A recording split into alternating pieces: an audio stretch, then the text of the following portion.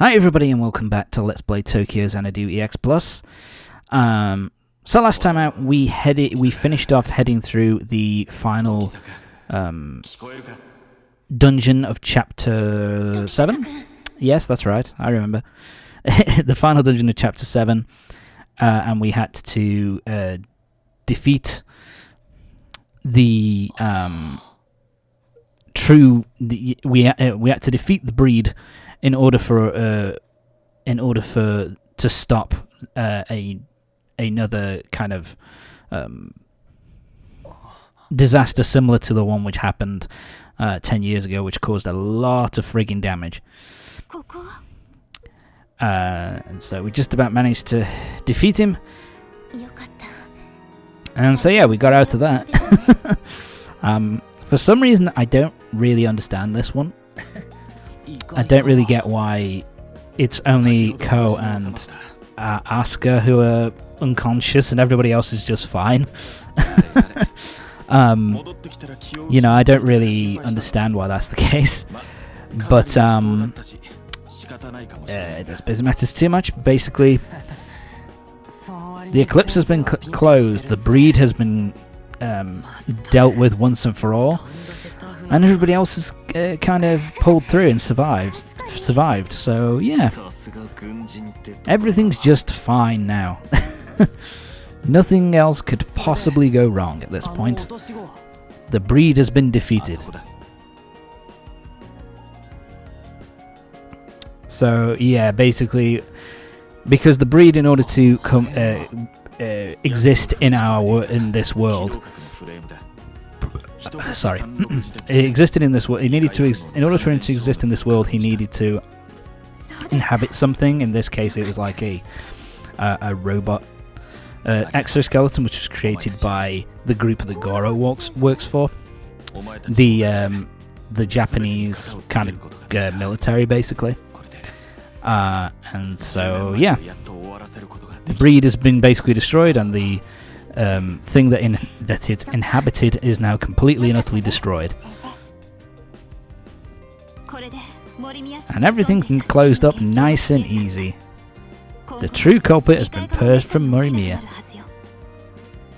And that means the eclipses should be done as well. Don't need the XRC anymore. Everything is just perfectly fine and awesome.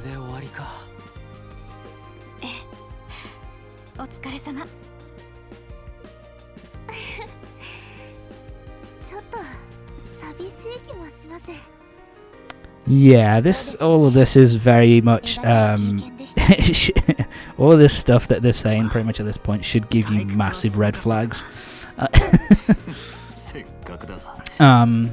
You know, because at the end of a chapter, if something is like, if it seems as if all's well, and everything's sorted out and done, you know that things are not gonna just go this ridiculously easily and simply.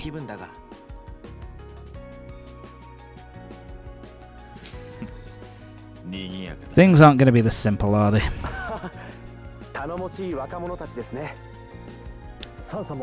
Yeah, they really are laying it on. They really are laying it on thick here. That everything's sorted. The breed is done, and White Shroud's the only one who's like, something's not quite right here, boys.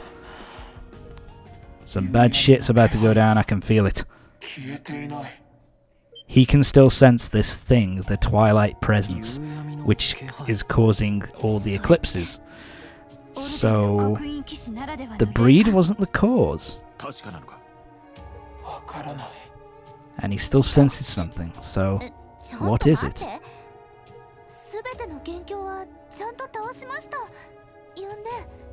So we would believe, Sora. So we would believe. Oh shit. Phone call.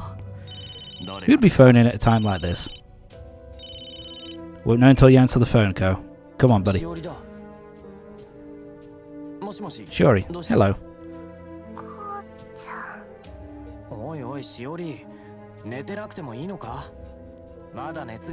Yeah, she's sounding a little bit weird. What's going on? Yeah, apparently Shiori is at the top of Across Tower. At the viewing platform. What the fuck's going on?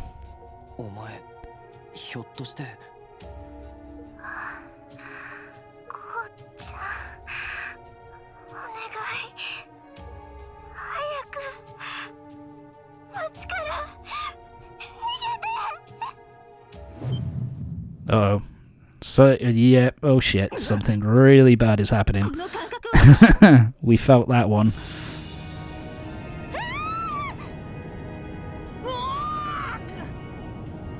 Oh shit, what's happening now?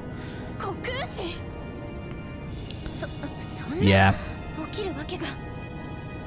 So yeah, we thought we dealt with the breed, and that was the cause of everything. And... nope. A giant hollow quake is now being started. And everybody's freaking the fuck out.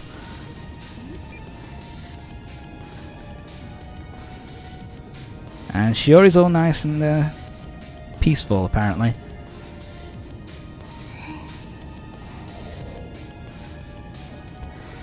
Yep. It turns out that the thing that was causing the eclipses and the cause of basically all this shit to go down, it was Shiori the entire time. Which I have to say, the first time I played this game, that was, you know, it's a pretty big shocker at this point for when I first played. But actually, when you look back on it, she is involved in an extraordinarily high amount of the events that take place, the eclipses that kind of happen. She is involved in this a ridiculously high amount, and so it's kind of foreshadowed a little bit. Whilst they actually do a good job with it, because they kind of...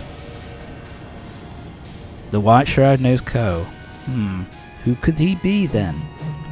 But anyway, oh god. Yeah, just when you think everything's going right, everything goes to absolute fucking shit. And... so yeah, I actually do think they do a good job in kind of giving you little tiny hints here and there that Shiori has more to do with this than maybe you think she does. But at the same time, it doesn't completely kind of spell it out for you, so you get that if you don't... And so yeah, that's the end of chapter 7. Everybody's fucking dead. Seemingly. And so now it's time for the final full chapter of the game, chapter 8. And so, yeah, we're going back in time a little bit here. Kind of showing you what is going on. It's, yeah, this is kind of like a...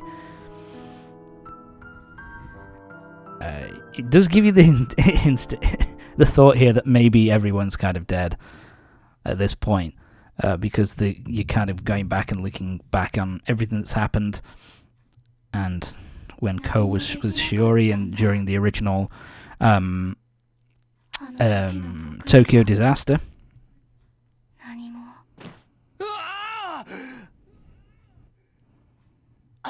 Yep, but Kou's dreaming, so yeah, basically, he's alright. He's seemingly not dead. And something bad has... Oh, we're back at the dojo with Toa. So maybe everything's okay, maybe all that was just a bad dream. Maybe the world hasn't gone to absolute shit. Yeah, if only.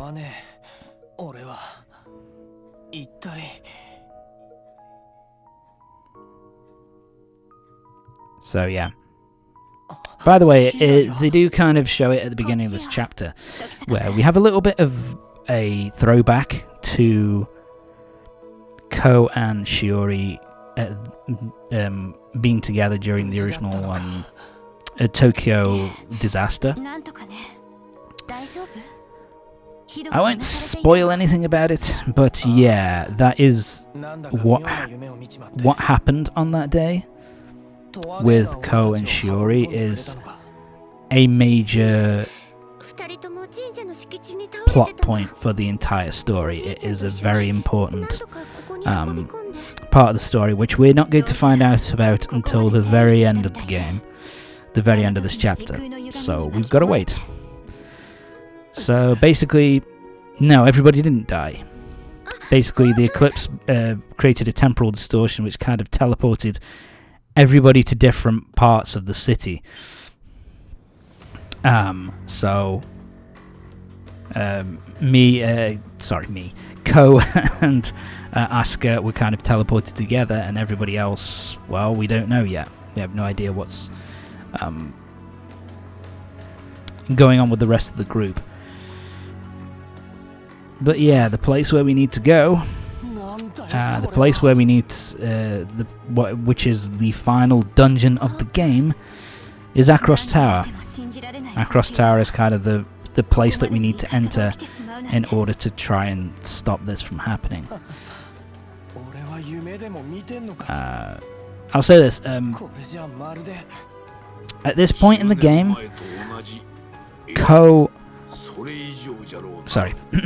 at this point in the game, Kou just doesn't know anything about what's going on with Shiori.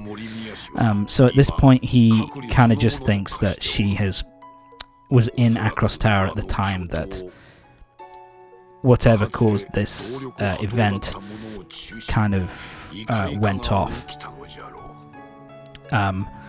So yeah, Kou at this point, I think, still thinks.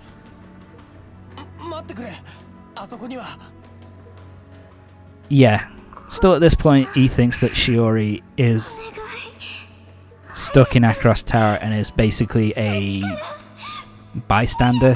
She got caught up in all this shit, and doesn't really, and he doesn't really think. That's the thing, actually. I don't know whether at this point he kind of knows deep in his heart what's going on, but he wants to just. He doesn't want to kind of accept it, or whether he just has no idea what's going on with Shiori at all. I think it's kind of. I think that it's basically at the beginning of the chapter, at the beginning of chapter 8, he has no fucking clue that Shiori is at the epicenter of it. And then as time goes on, as he goes through the rest of the events of chapter 8, it slowly starts to dawn on him, and slowly starts to kind of realize what the truth actually is. And I think, and then at the end, he kind of has to make a choice as to what he's going to do about it. But that's not for till much later. So yeah. This time, there's going to be a disaster. So basically, if they allow this disaster to continue, basically this is going to create such a massive disaster that will basically engulf the entirety of Japan, and not just Tokyo this time. And so yeah, we have to go to Across Tower, and we have to stop it in order for it to. We have to go to Across Tower and stop it in order to save the entire country. The culprit hiding within, yeah, they are trying to basically. I think it's a case of. I think they're just trying to cover their tracks here and basically not. Rem, I think, knows that Shiori's at the center of it, and is the one kind of responsible. But she's not quite. She wants kind of. I think she wants Kou to kind of work it out on his own of what's going on here. So, and that's why she just calls it the culprit, rather than telling him exactly who it is. My apologies. And again, this is something which isn't really explained either. That Rem knows Kou's grandfather, knows Sosuke. Somehow, it's never really explained, I don't think, in the whole plot. And again, bit of foreshadowing there from Ren where she says that choices are going to have to be made. But that's not going to be till next time. So join me next time for the next part when we have to go through the city, getting the rest of the XRC members together, and hopefully finding a way to get into Across Tower. So yeah, see you next time.